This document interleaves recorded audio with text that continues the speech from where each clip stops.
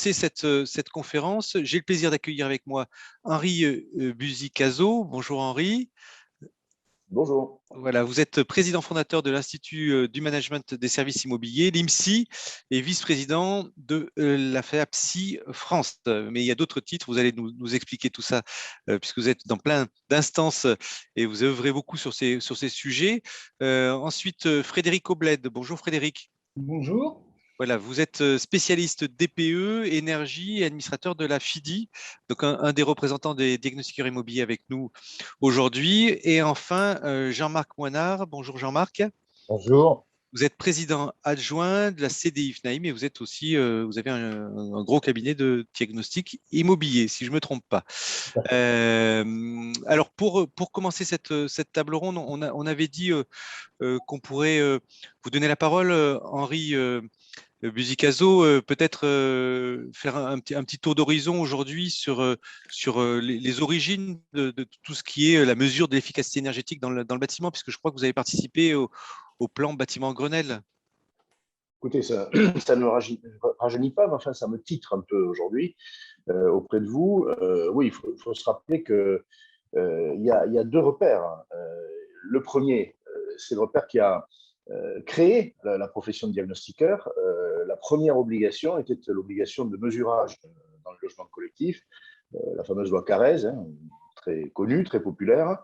On est en 1997 et des spécialistes du mesurage qui très vite, bien sûr, apporteront les services complémentaires au gré des obligations qui vont apparaître. La profession, on est en 97. Ça, c'est le premier repère. Le deuxième repère, beaucoup plus important parce qu'il a posé les bases de ce besoin à la fois de transparence technique sur les biens de toute nature, en particulier résidentiels, et les bases déjà de ce qu'on n'appelait pas encore à l'époque la transition énergétique, qu'on appelait le développement durable. Ce sont les lois Grenelle 1, Grenelle 2. Et en effet, la création, je vais revenir, c'est essentiel, du plan bâtiment, c'est d'abord appelé Grenelle et ensuite durable. Il existe toujours, il a toujours à sa tête le premier président, Philippe Pelletier. C'était une idée de Jean-Louis Borloo. Cette idée, elle est absolument cruciale. Ça consistait à dire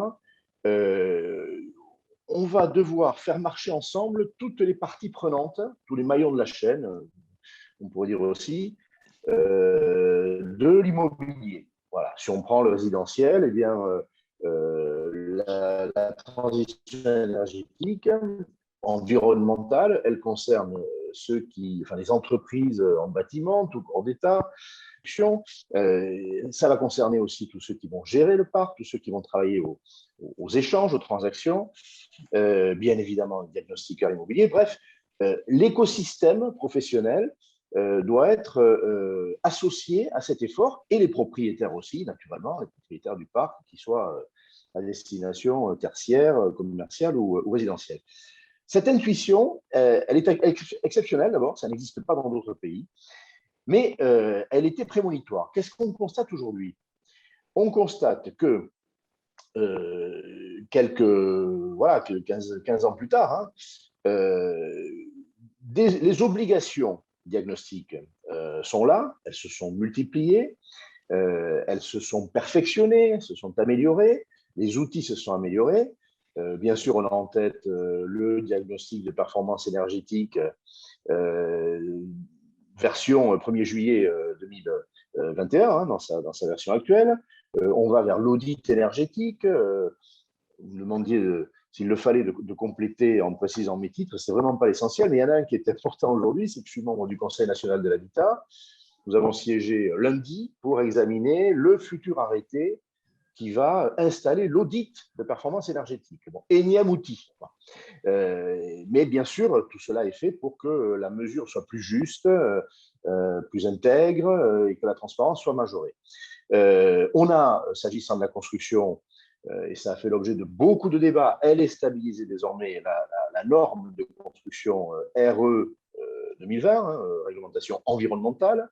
Les précédentes s'appelaient réglementation thermique. On mesure qu'elles étaient moins complètes que celles qui a vu le jour. L'environnemental, c'est plus complet que la seule préoccupation thermique, on voit que les outils sont là. Alors, les enjeux, ça pourra probablement lancer l'échange entre nous, le débat, ils sont de produire des outils qui soient fiables, qui soient solides. Ça n'est pas si simple.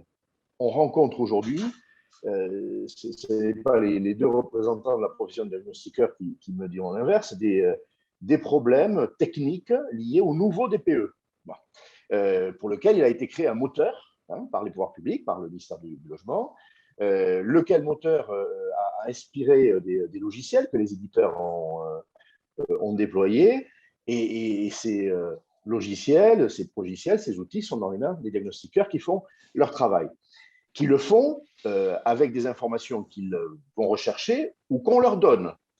À la manœuvre, nous avons aussi les syndics de copropriété, le gestionnaire locatif, voire les agents immobiliers, qui doivent travailler en bonne intelligence avec les diagnostiqueurs sur la base de ce nouvel outil. On est en train de voir là qu'il peut y avoir des imperfections et le nouveau DPE, on éprouve le mouvement en marchant. On est dans une phase qui n'a pas été décrétée comme expérimentale, mais elle est de fait expérimentale.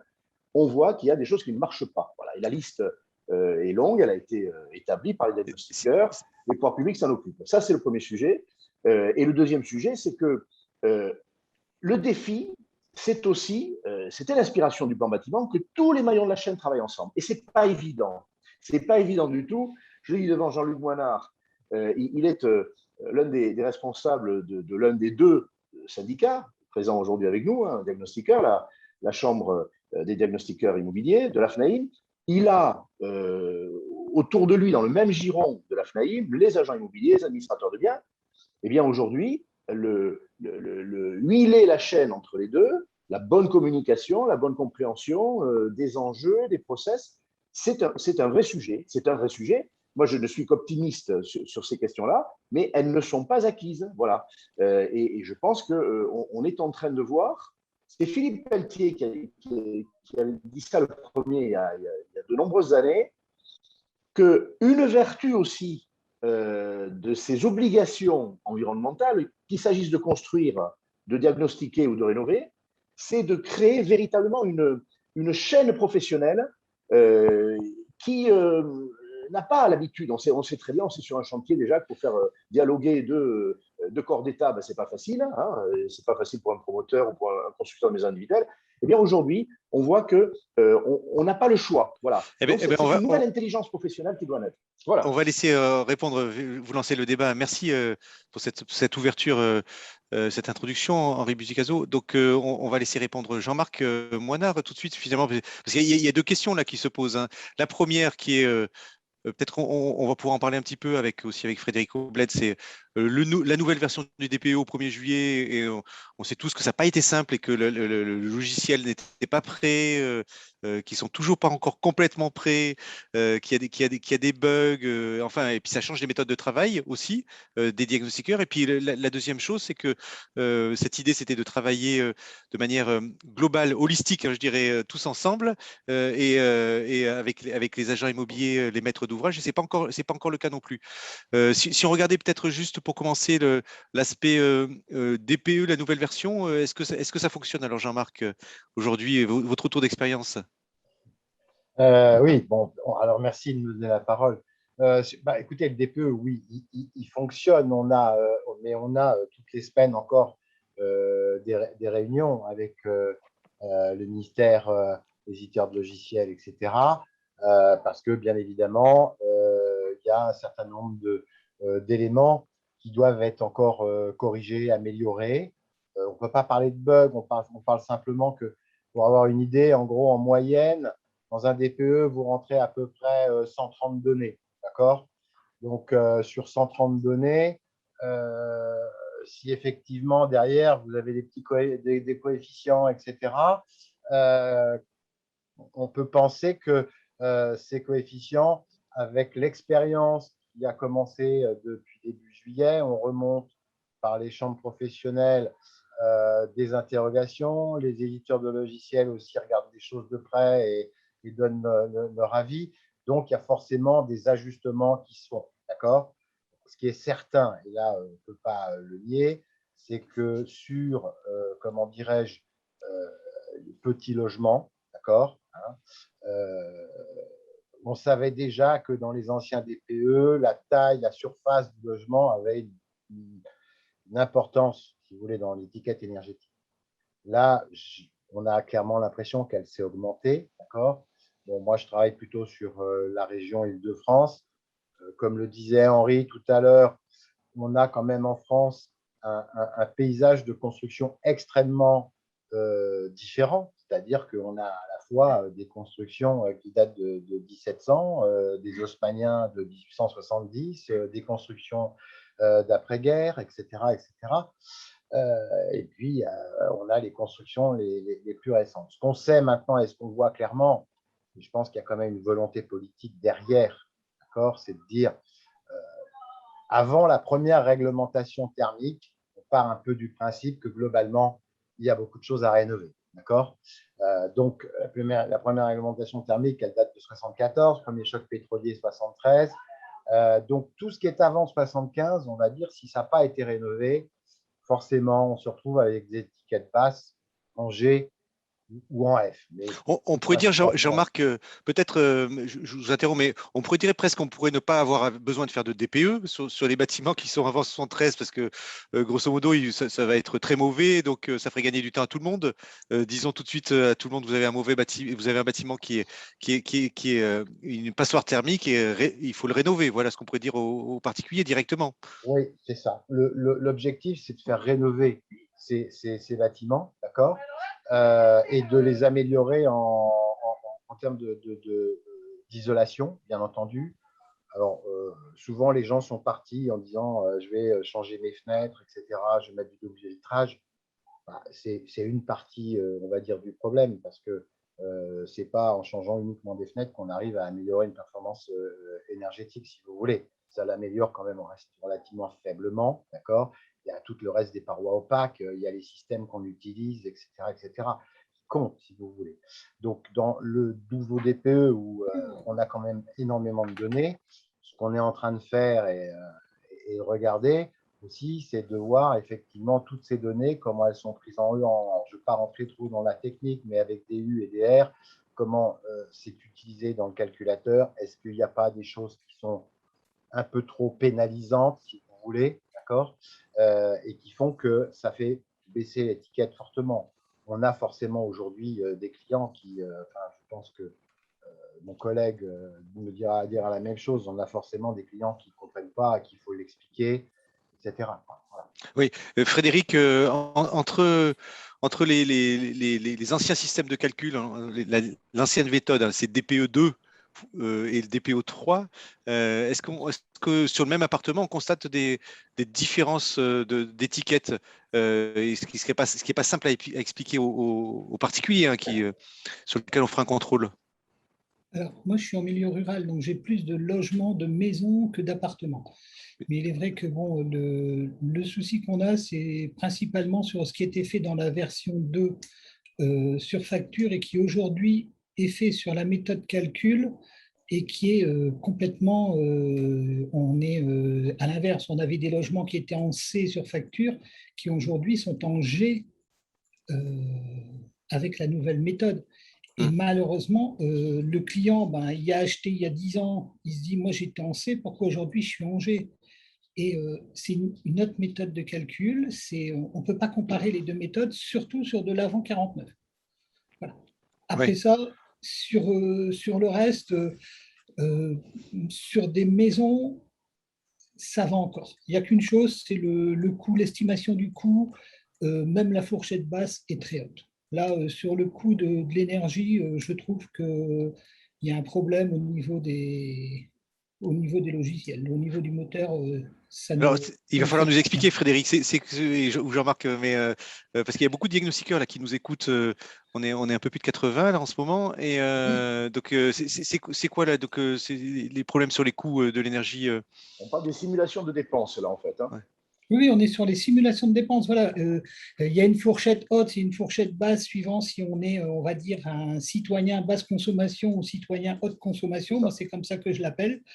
Mais par contre, même la fourchette basse, dans beaucoup de cas, elle est 20 à 30% au-dessus de ce que la personne consomme réellement.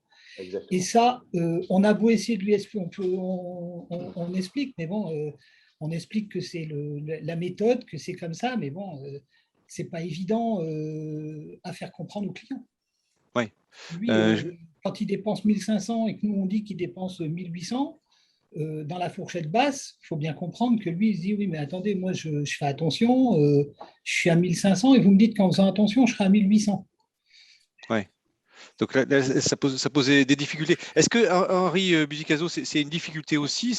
Du coup, on a un diagnostiqueur finalement qui est l'opérateur tiers de confiance, hein, comme sur les bureaux de contrôle, donc qui doit venir certifier un logement ou tout au moins une consommation énergétique. Et donc, du coup, les agents immobiliers, ils ont un tiers de confiance qui vient leur donner des chiffres qui ne correspondent pas à ce que le client constate. Et donc, ça met tout le monde dans une position un peu délicate, cette affaire.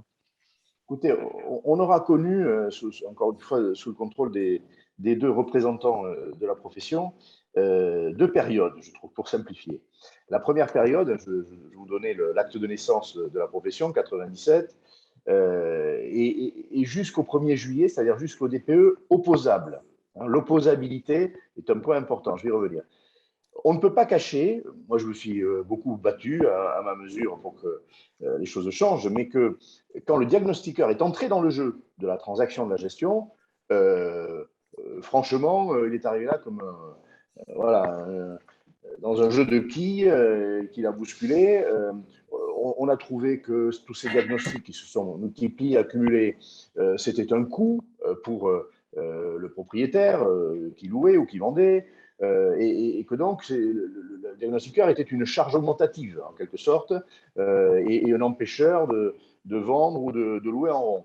Je vous dis franchement, on a tous assisté à ça, des séances de signature chez le notaire qui tournaient en dérision cette somme de diagnostic. Alors c'était du papier, ça l'est un peu moins aujourd'hui, et qui n'a pas entendu un notaire dire, écoutez, bon voilà, bon, ne vous embêtez pas à lire tout ça, je l'ai fait pour vous. Bon, voilà, c'est-à-dire qu'on ne voyait pas le rôle du diagnostiqueur qui consistait à donner de la transparence, à donner de la sécurité pour une transaction, savoir exactement ce qu'on achetait, les risques qu'on pouvait encourir.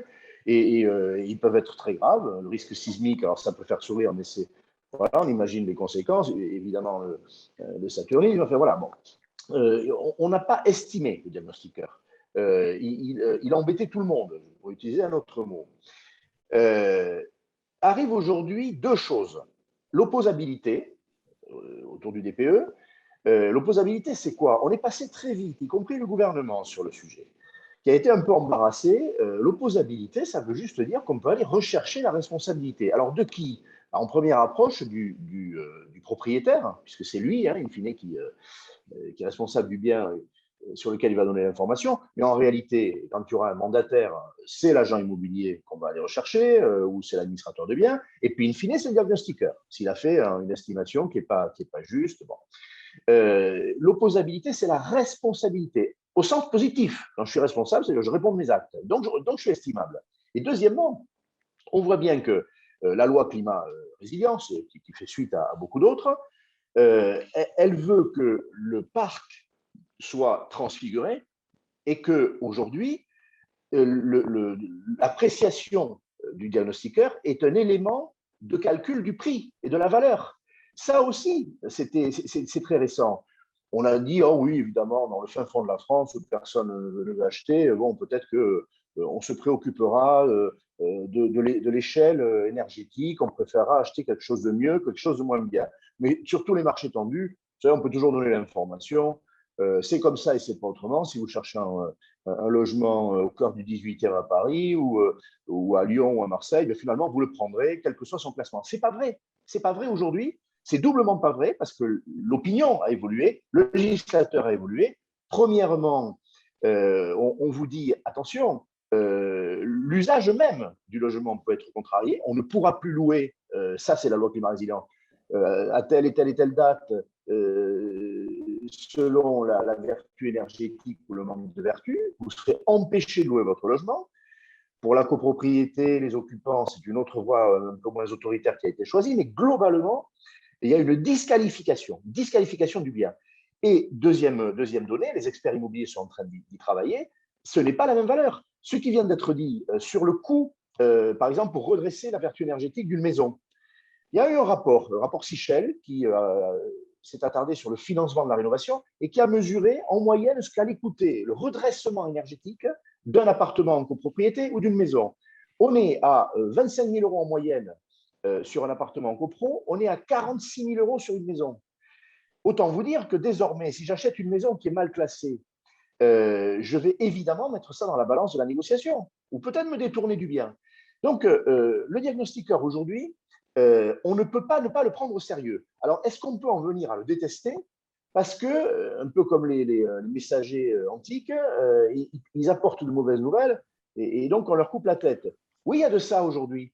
C'est pour ça que la profession travaille à ce que les outils soient fiabilisés, mais même fiabilisés. Quand vous dites à un vendeur, c'est exactement ce que vous venez de dire, finalement, vous êtes en catégorie G, avec le nouvel outil qui est plus fiable, qui est plus précis, je ne parle même pas des factures prévisionnelles, c'est une très mauvaise nouvelle.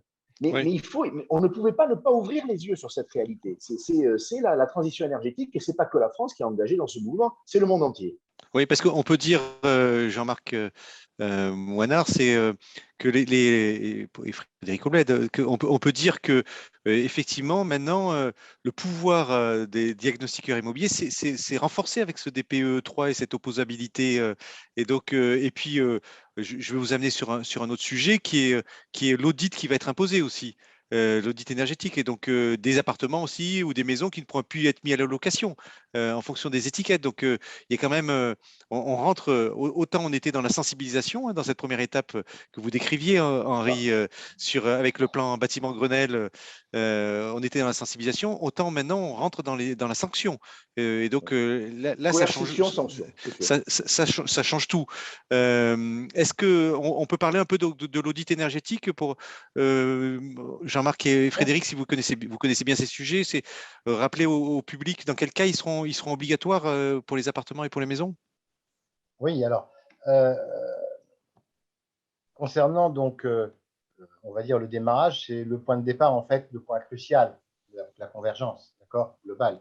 Elle se fait déjà autour du DPE. C'est-à-dire que quelqu'un qui va vouloir vendre un bien, une maison individuelle, un appartement, une monopropriété, un immeuble collectif en monopropriété, les choses vont au final être un petit peu différentes. Ce qu'on a aujourd'hui entre les mains, si vous voulez, c'est un élément qui doit sortir prochainement, qui est pour l'instant en relecture libre. Pour ceux qui voudraient le voir, ils peuvent le trouver sur le site et c'est un arrêté donc qui est sur l'audit énergétique. Bon. Cet audit énergétique va être la suite, en fait, on peut dire, du DPE qui aura été réalisé. Je parle bien toujours du DPE 2021, qu'on soit clair. Cet audit énergétique va avoir pour but de compléter, on va dire, le DPE en favorisant, on va dire, une recherche de solutions dans l'amélioration énergétique. D'accord? Bien.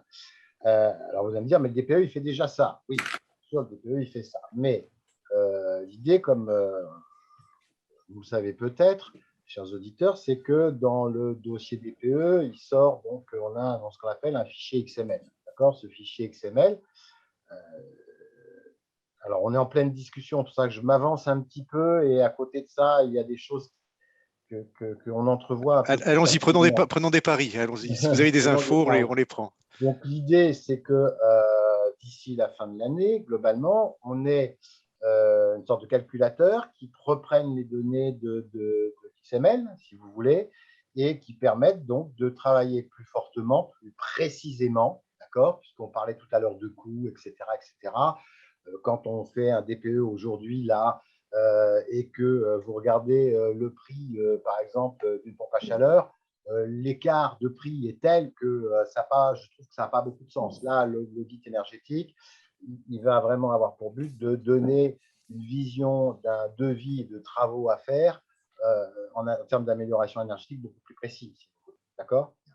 Donc, on voit très clairement que cet audit énergétique qui sera fait donc en complément du DPE, et comme le disait Henri tout à l'heure, c'est qu'à un moment, ça va obliger une négociation entre l'acquéreur et le vendeur, d'accord? Et qu'à un moment, quand vous allez sortir 40 000 € de travaux pour passer d'une étiquette basse à une meilleure étiquette, sachant que dans ce décret, enfin dans cet arrêté, pardon, il y a des points d'étape, c'est-à-dire qu'il y a une première étape où il faut être en classe E, une deuxième étape où il faut être en classe C, une troisième étape qu'il faut être en classe B. Donc, suivant les années, là, vous nous dites oui, oui, mais quand vous partez d'une étiquette G, je peux vous dire que ce n'est pas forcément facile. Il faut le diagnostiqueur, l'auditeur qui fera ça, il va se gratter la tête pour trouver les bonnes solutions, les bons compromis, on va dire des travaux à réaliser et de comment ça peut être cadencé pour que ce soit optimum. Ouais. Frédéric, juste pour rappeler, là, je fais tourner la parole, pour rappeler les dates, parce que si j'ai bien compris, c'est tous les bâtiments qui sont, dans tous les appartements qui seront classés F et G, il faudra faire l'audit énergétique à partir du 1er janvier 2022. C'est bien ça, mais par contre, ce n'est pas tous les appartements, c'est les maisons et les immeubles en monopropriété. C'est ça, les monopropriétés. C'est-à-dire qu'un appartement ne sera pas un appartement qui n'est pas dans un immeuble collectif ne sera pas concerné. Oui, l'appartement, il sera dans un autre dispositif. Là, je parle à tous les trois, c'est le plan pluriannuel de travaux. Oui. On attend aussi pour le début de l'année prochaine. Voilà. Donc, il y aura une obligation de DTG suivant les types de bâtiments et après, derrière, on rentrera dans une logique de plan diagnostic technique global, DTG, et de plan pluriannuel de travaux. Donc, sur tout ce qui est monopropriété, je suis F ou G, à partir du 1er janvier 2022, obligation de l'audit énergétique. C'est quand même une sacrée révolution, ça. Oui, c'est un gros changement, on va dire, d'une part. C'est aussi, il y a des choses, on va dire, dans l'arrêté aujourd'hui qui ne sont pas encore complètement figées, donc on fait des propositions et on espère qu'on sera entendu aussi dans ce domaine. A priori, il doit y avoir un calculateur qui va nous permettre de faire cette suite au DPE depuis un fichier XML. Voilà, il y a tout ça. On est un peu en attente dans la construction de tout ça, bien entendu. Mais qu'est-ce qui va pouvoir réaliser, Frédéric, ces audits? Alors, est-ce que c'est parce qu'il y a plusieurs méthodes qui se chevauchent. Jean-Marc dit oui, c'est le fichier XML, mais donc est-ce que c'est la méthode 3CL? Est-ce que il y a d'autres méthodes, les THCEX? Enfin, voilà. Mais actuellement, un audit énergétique, c'est pas avec la méthode 3CL. Dans le nouveau décret, c'est ce que prévoit dans le nouvel arrêté ou le décret qui va sortir, c'est prévu que ce soit avec la méthode 3CL 2021. À savoir qu'à la date d'aujourd'hui, les logiciels d'audit énergétique jouent sur plusieurs méthodes de calcul. Voilà. Mais par contre, pour les audits obligatoires, ce sera avec la méthode DPE 2021. Voilà, 3CL 2021. Ça, c'est si le décret sort, bien sûr. Et qui est-ce qui pourra le réaliser? Alors actuellement, les thermiciens et les personnes qui ont un niveau, qui ont travaillé dans le thermique pendant au moins 5 ans, suivant leur niveau d'études, actuellement, c'est fermé aux diagnostiqueurs tels qu'ils sont. Je veux dire, voilà. Même s'ils sont formés au audit énergétique, ils ne pourront pas, s'ils ne sont pas thermiciens, rentrer dans le jeu de l'audit. Oui. Ce qui est certain, c'est que vous appuyez là où ça fait mal, doublement.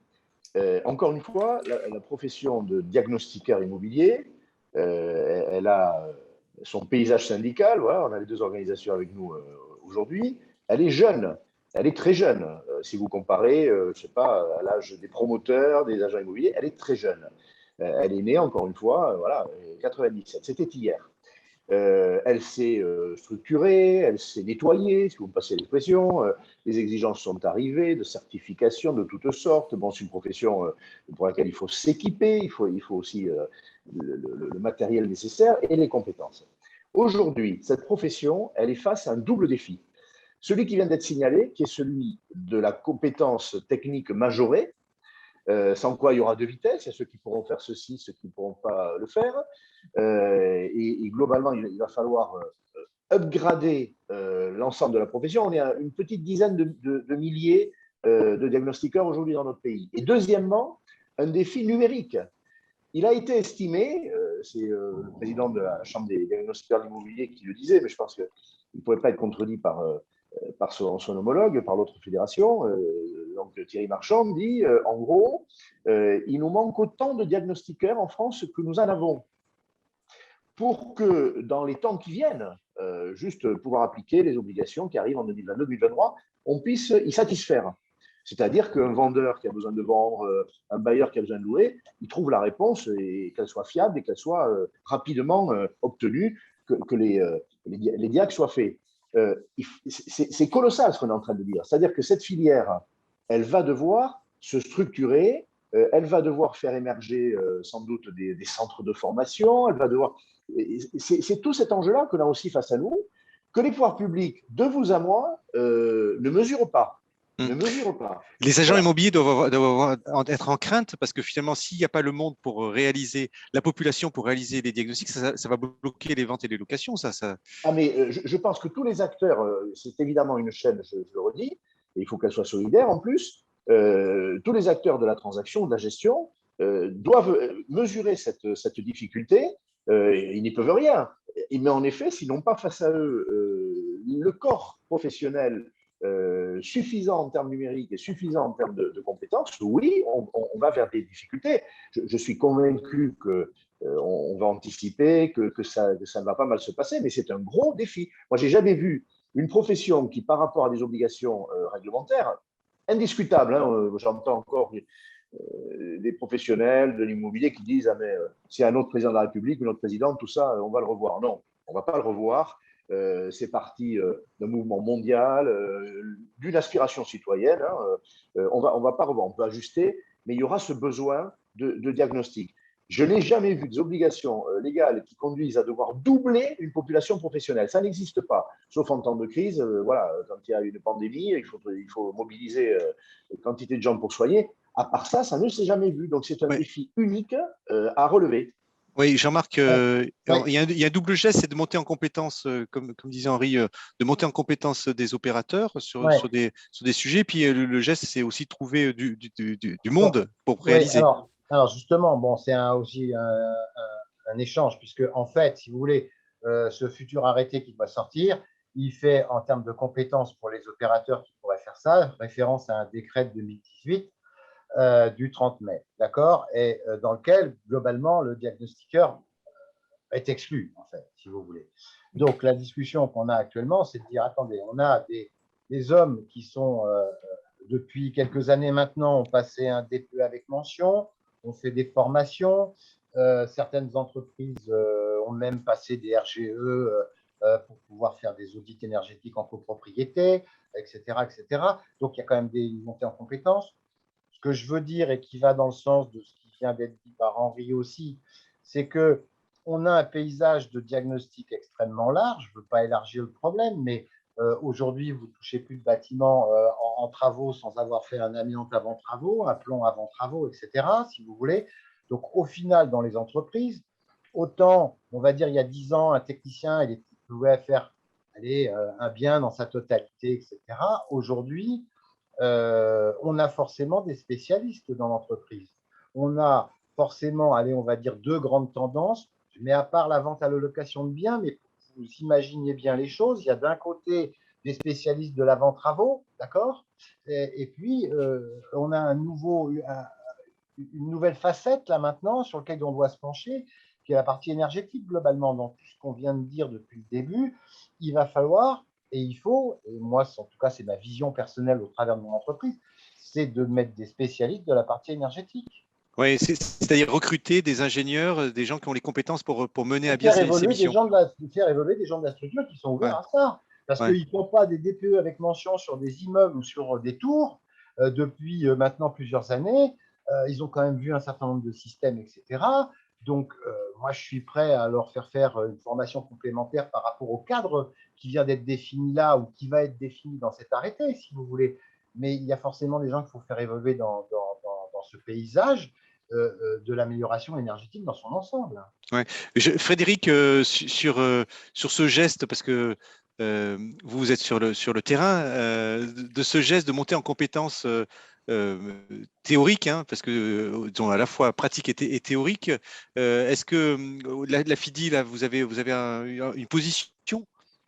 Alors, on a toujours été pour la montée en compétences des diagnostiqueurs, hein. Là, on a toujours prôné la certification. Et en ce qui concerne l'audit énergétique, c'est sûr qu'il faut une montée en compétences des diagnostiqueurs. On n'a pas le choix, faut savoir utiliser l'outillage et faire les audits convenablement. Oui, il y a Jean-Rémy qui nous fait un commentaire, mais j'ai discuté avec des gens du CINOV, c'est-à-dire les bureaux d'études, ils sont vent debout sur la possibilité pour l'audit énergétique qui soit réalisé par les diagnostiqueurs immobiliers. Donc il y a aussi une ligne de partage, c'est-à-dire que quelque part, on a des gens qui là j'alimente le débat, hein. On a Oui, des non, bien personnes qui ont sûr. des formations d'ingénieurs à la base et qui effectivement qui disent ben, ça doit être réservé aux ingénieurs, mais avec la difficulté que décrit Henri, c'est-à-dire d'avoir la population qui va pouvoir réaliser. Et puis de l'autre côté, on a les diagnostiqueurs qui ont quand même une belle expérience maintenant du sujet et qu'on peut faire monter en compétences pour venir vers ces métiers. Ben voilà, tout à fait. Vous avez dit ce qu'il fallait. Il faut une montée en compétences. À l'heure actuelle, il faut compter qu'il y a à peu près 40 000 audits énergétiques qui sont faits par an par les bureaux d'études. Ouais. D'accord? À partir de 2022, on estime à 200 000 le nombre qu'il va falloir faire par an. Ah oui, c'est x5. Rien que pour FG. Là, Oui. on a Et, que FG. Il faut savoir que pour 2025, le D sera compris aussi. ouais. Donc, Donc là, on sera ça sera combien, combien? je ne sais pas combien on sera, mais on sera à presque 50% plus de 50% des diagnostics qui sont faits, qui devront avoir un audit. Qui peut absorber ce travail? Est-ce qu'on peut dire que sur la mesure d'efficacité énergétique, il y a eu pour les diagnostiqueurs deux grandes nouveautés, c'est-à-dire c'est les avant-travaux, hein, je remarque que vous l'aviez décrit, et donc on peut dire l'amiante aussi, hein, qui a été et le plomb, bon, qui a un marché énorme, en tout cas qui a nécessité des besoins et de renforcer les équipes de manière très importante auprès des diagnostiqueurs. Et est-ce qu'on peut dire qu'aujourd'hui, la mesure d'efficacité énergétique pour les diagnostiqueurs, c'est l'avant-travaux qui arrive à peu près Oui, de la même manière. exactement. De la même manière, tout à fait. Je Donc il pense faut que… il y a un marché particulier là-dessus sur lequel il faut effectivement travailler, prendre les bonnes personnes, en former certainement de nouveaux, comme le dit Thierry Marchand, il n'y a pas assez de diagnostiqueurs aujourd'hui sur le marché. On s'aperçoit quand même que ceux qui obtiennent, enfin ceux qui ont des certifications aussi, on voit des différences de niveau dans ceux qui sont certifiés et qui viennent d'arriver. Donc, il y a aussi un gros travail parce que quand on est certifié, en fait, on n'a pas vu grand-chose du métier. Le métier, on l'apprend essentiellement sur le terrain avec tout un tas de situations différentes. Donc, moi, je vois les techniciens qui arrivent dans l'entreprise, eh ben, ils sont coachés par des plus anciens, etc., pour leur montrer des situations avant de les lâcher comme ça. Bon, ben, sur la partie énergétique, il faut avoir une ouverture d'esprit et une volonté aussi de se pencher sur tout ça, parce qu'on parle de bâti, mais on parle de systèmes, et les systèmes, ils sont très différents, etc. Donc, il y a une connaissance globalement qu'il faut acquérir et de l'expérience. Donc, les choses, elles doivent se faire aussi en étant coachées par des thermiciens, des fois, etc. Et pour prolonger le propos de Jean-Marc, je dirais quand même aussi, c'est très important, ça peut apporter des réponses à la profession qui va devoir grandir, grossir numériquement en compétences. Et puis c'est une voie utile pour la santé économique et sociale du pays. Ce sont aussi des métiers qui vont permettre des reconversions. Des reconversions. Typiquement, je parle sous le contrôle de Jean-Marc, mais Prenez la ville de Toulouse. Bon. Il y a aujourd'hui une filière, l'aéronautique, qui ne pourra pas durablement être employeuse d'autant de femmes et d'hommes qu'elle a aujourd'hui. Il y a des techniciens de haut niveau.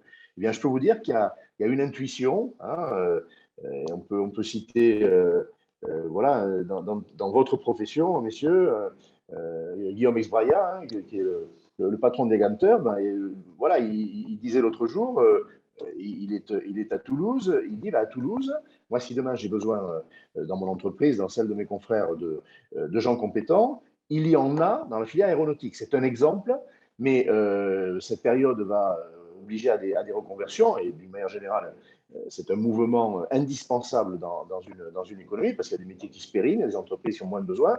Et voilà un métier émergent qui a besoin de compétences et qui va aussi aller les chercher chez des personnes qui ne sont pas que des jeunes. Je veux dire, ce n'est pas juste un métier auquel on va se former en formation initiale avec une intention de carrière. Ce sont aussi des tournants pour des personnes qui sont dans d'autres métiers et qui ont un socle de compétences, évidemment, techniques. C'est la destruction créative schumpeterienne. Oui. On change un peu.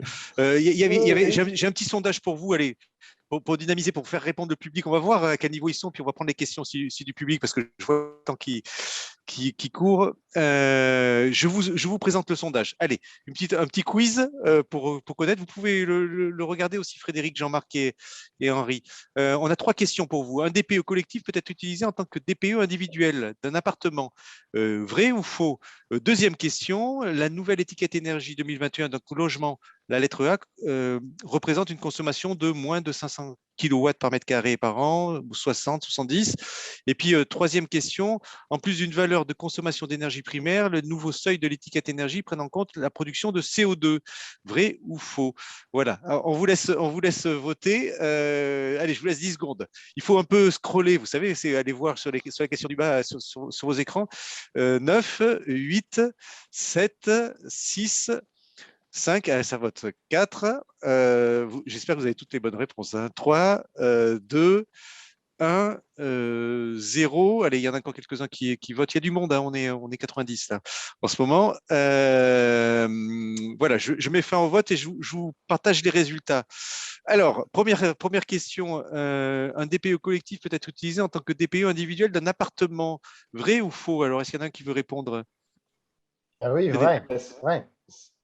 Alors, c'est vrai pour tout le monde, Frédéric? Parce que j'ai Benjamin qui me dit faux. Alors, c'est vrai ou c'est faux? En fait, la question est un peu particulière là. Parce qu'en fait, c'est dans le nouveau DPE, si vous voulez, on va faire un DPE immeuble complet, si vous voulez, et derrière, on va décliner, si vous voulez, au même titre que ce qu'on faisait pour le DPE 9 au moment de la mise en place de l'RT 2012, une déclinaison appartement par appartement. Ah oui, d'accord. Donc c'était entre les deux. J'ai compris. Donc, voilà, la question est ambiguë, Benjamin. Oui. Deuxième question. La nouvelle étiquette énergie 2021 d'un logement, la lettre A représente une consommation de combien alors? 50, 60, 70? Est-ce que vous savez ça? Je réponds. Allez-y. Il y en a un qui veut répondre? Alors en fait, là aussi, la répartition des étiquettes énergétiques a été changée, en fait. D'accord? Et donc, c'est 70. C'est 70, voilà. Donc, c'est ce que me dit Benjamin aussi. Donc, ça, c'est un changement parce que c'était 50. C'était 50 auparavant, oui, tout à fait. Ouais. Et pourquoi est-ce qu'on est passé 50 à 70? Je pense pour être plus représentatif au niveau national, puisque vous savez qu'il y a forcément des zones différentes en France de chaleur, hein, puisqu'il y a des zones thermiques, en fait, comme on dit, d'accord, avec des sous-zones. Et je pense que c'est pour être plus uniforme, si vous voulez, dans cette logique-là aussi. Oui. En plus, et la troisième question, en plus d'une valeur de consommation d'énergie primaire, les nouveaux seuils de l'étiquette énergie prennent en compte la production de CO2. Oui. Vrai ou faux? Vrai. Voilà, c'était vrai. Alors là où il y a eu une vraie, là où vous êtes planté quand même beaucoup, hein, le public, c'est sur la deuxième. Hein. Effectivement, c'est pas 50, c'est 70. C'est 50. Voilà, j'arrête le partage. Mais donc je reviens à notre question. aux questions du public. Il y a Christian qui fait une remarque en disant que il y a des organismes de formation qui proposent des équivalences Bac+5 et une formation spécifique audit. Effectivement, les organismes de formation se mettent en ordre de marche aujourd'hui, Jean-Marc. Oui, oui, oui. Enfin, les organismes de formation sont en train de réfléchir à effectivement se mettre en ordre de marche. Il existait déjà, de toute façon, je vais prendre un autre exemple, mais dans la copropriété, si vous voulez faire de l'audit énergétique, il y avait une obligation d'être RGE. Dans cette obligation, au-delà de votre niveau de formation et de votre expérience, il y a une obligation de 3 jours de formation complémentaire, donc qui existe déjà. Donc, l'adaptation pour les organismes de formation, etc., ne va pas être très compliquée. Ils ont déjà pas mal de choses, si vous voulez, dans leur sacoche pour s'adapter et former des nouveaux techniciens à la démarche environnementale. Oui, David, je reviens d'un mot, je m'autorise à revenir d'un mot sur la question qui a posé problème. Oui. J'ai vu une observation de quelqu'un dans la salle qui est tout à fait juste. La question telle qu'elle est posée, la réponse est non. C'est-à-dire qu'il y a bel et bien deux diagnostics. Il y a le DPE collectif, il y a le DPE individuel, nouvelle formule ou ancienne. Une demande de la profession, des syndics, des agents immobiliers, qu'on commence à entendre, c'est de dire il y a deux échéances. Est-ce qu'il n'aurait pas fallu faire coller les deux, puisqu'en effet, on peut décliner le DPE collectif en DPE individuel. Mais aujourd'hui, il y a bel et bien deux outils. Et le DPE collectif ne peut pas être utilisé sans ce que vient de dire Jean-Marc, en tant que, voilà, hein, le en tant que induit normalement la réponse non. En tant que, non. Il y a bel et bien deux outils aujourd'hui et les échéances ne correspondent pas et il faut payer deux fois, etc. quoi, voilà. Oui, il y a une remarque d'ailleurs, il y a Benjamin et Christian aussi qui font une remarque, c'est combien de temps sont valables encore les étiquettes, et puis Christian qui dit oui, mais l'obligation d'étiquette climat en publicité au 1er janvier ne va-t-elle pas donner raison au notaire sur l'obligation de réaliser un nouveau DPE? Il va falloir refaire tous les DPE qu'on a fait ou pas? Finalement, il y a l'obligation et puis il y a ce qui va se passer dans la réalité, hein, dans l'usage. Hein. Qu'est-ce que vous en pensez là? Qu'est-ce que disent la profession, Henri? C'est de dire tout le monde va repasser ou pas? Moi, je pense qu'il faut repasser. Et puis, de toute façon, je vais vous dire une chose, hein, le notaire, c'est la position du notariat, a une attitude prudente, on va dire, prudentielle, je ne sais pas comment il faut dire, conservatrice. Il est au bout de la chaîne, c'est l'officier ministériel. On va être très clair, c'est ce qui va se passer. Moi, je dis on a même un autre problème, je l'ai signalé l'autre jour au service d'Emmanuel Vargon, quand on était en Conseil national de l'habitat. La fiabilisation du DPE, on signalait tout à l'heure en effet des factures par exemple qui sont aberrantes. Bon, c'est très embêtant. On a aussi des DPE par défaut lorsque les informations n'ont pas pu être fournies par le syndic ou le gestionnaire locatif. Il faut dire les choses. Bon. Aujourd'hui, vous faites faire ce DPE affecté de ces défauts de jeunesse, si je puis dire. Vous allez avoir un bien dégradé, puissamment dégradé de 3, 4 ou 5 ans. Alors qu'on est en train de perfectionner ce DPE, je me demande même s'il n'y a pas des biens pour lesquels il faudra refaire le nouveau DPE, histoire de réhabiliter, au sens faire remonter dans l'échelle, certains biens. Voilà, c'est un autre sujet, mais pour moi, il y a même le deuxième sujet. Mais sur le premier, moi, je suis clair, les notaires vont vous dire, écoutez, franchement, celui qui fait foi, c'est le nouveau DPE, il a des qualités, on l'a dit. Hein, oui, il mentionne les émissions de gaz à effet de serre, c'était la question tout à l'heure. Oui, il fait des préconisations de travaux, et surtout, il répond à une méthode qui a vocation à être plus fiable. Elle est imparfaite, mais plus fiable que le premier notamment, parce qu'on sait très bien que, par exemple, le DPE, quand on n'avait pas les factures, ben, il n'y a pas de DPE, quoi. Voilà, bon, faut être clair. Jean-Marc et Frédéric, qu'est-ce que vous disent vos clients notaires? Écoutez, on a c'est vrai, pas mal de notaires. Alors, ce que je remarque aussi, c'est que quand sur une transaction, il y a un notaire vendeur, un notaire pour l'acquéreur, c'est souvent le notaire acquéreur qui pousse à refaire le DPE, forcément. Hein. Ah oui. C'est ça. Ça, on le voit très, très, très clairement. C'est pas une généralité. C'est pour les raisons d'opposabilité, finalement, parce que finalement, il peut bénéficier d'un nouveau droit qui serait l'opposabilité. Non, mais c'est surtout que, en fait, c'est ce que disait Henri, c'est qu'on avait auparavant des méthodes de calcul, dont une méthode qui était la méthode facture, où on avait, pas très rarement, mais bien souvent, très peu de justesse dans les factures qui nous étaient fournies. Les gens avaient tendance à nous donner des euros plutôt que des kilowattheures, etc. etc. Donc, quand vous vous retrouvez, c'est sûr, sur une transaction où il y a un DPE, même s'il n'est pas très vieux, a été fait sur la méthode facture, ils ne sont pas très rassurés par rapport à ça. Et donc, les notaires disent que ce serait bien que vous en fassiez un autre, etc. Et sur de la vente, moi, j'ai vu, on a fait des ventes en bloc sur des immeubles complets. Là, on leur dit, attendez, la fiabilité n'est pas parfaite, etc. Ce serait bon. Donc, ils acceptent, on leur explique les choses aussi pour leur dire, globalement, aujourd'hui, sur des immeubles qui sont vendus, avec tous les éléments qui sont rentrés, etc., il faut être quand même plus méfiant, mais pas comme dans un cadre d'un appartement, une maison individuelle. Mais oui, c'est vrai qu'il y a des notaires qui demandent effectivement, de toute façon, la mise à jour du DPE version 2021. Et on entend même des acquéreurs, éventuellement conseillés par leur notaire lorsqu'on est en double minute, qui disent « moi je veux le nouveau DPE parce que j'entends qu'il est plus fiable, etc. Et je suis prêt à le payer ». Ouais. On entend même. Ah oui, ils ne sont pas payés de leur poche.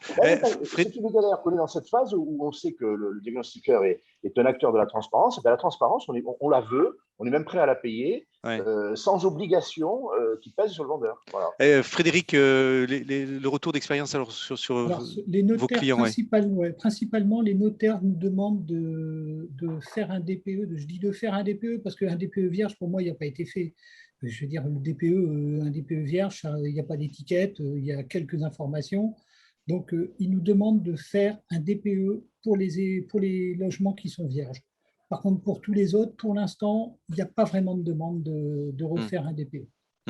À savoir que le nouveau DPE sera pour tout le monde à partir du 1er janvier 2025. Oui, c'est exact. Là, 1er janvier 2025, il n'y aura plus d'ancien DPE. Maintenant, est-ce que dans les années qui viennent, 2022, 2023, est-ce que les notaires continueront à signer avec un ancien DPE? Je suis pas certain. Oui, il faut rappeler au niveau réglementaire, c'est ce que vous dites, Frédéric, c'est que les DPE qu'on a réalisés, ils sont valables jusqu'en 2025. Non, alors jusqu'au 31 décembre 2017, ils sont valables jusqu'en 2023 et ceux faits jusqu'au 30 juin de cette année sont valables jusqu'au 31 décembre 2024.